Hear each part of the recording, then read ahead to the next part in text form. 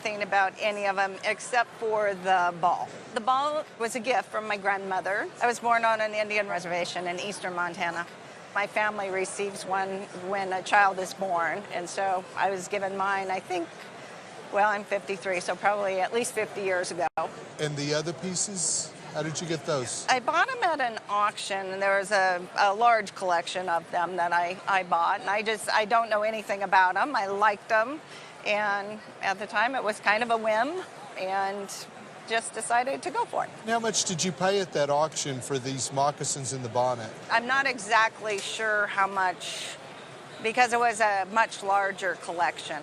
I think it was $5,000.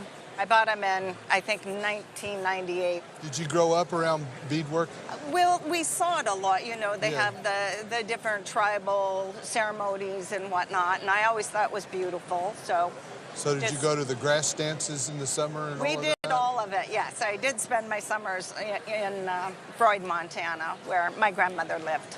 So are you Oglala, or?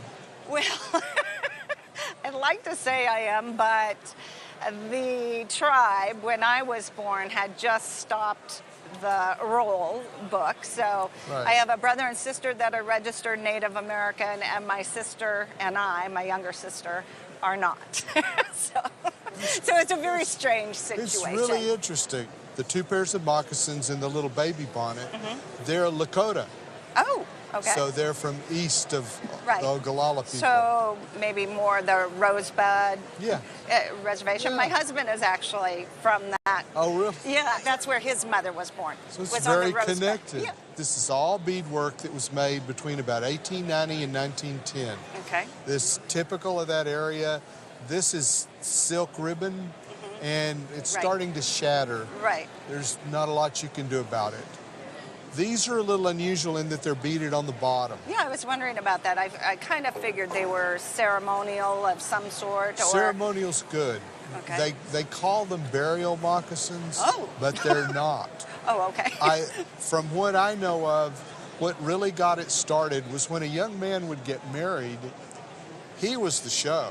Okay. And he would be carried in by all his buddies on a big buffalo robe or on a blanket, and they would make these moccasins that were beaded on the bottom. Oh. What really interested me about this is it's got a little animal fetish.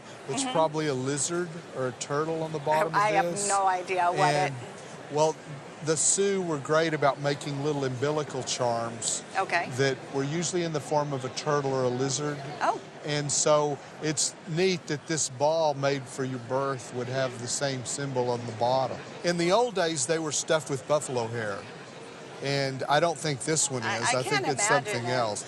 As far as value, the moccasins, these are worth $800 to $1,200. Oh, okay. These are worth $1,400 to $1,600. Oh, very nice. This is probably worth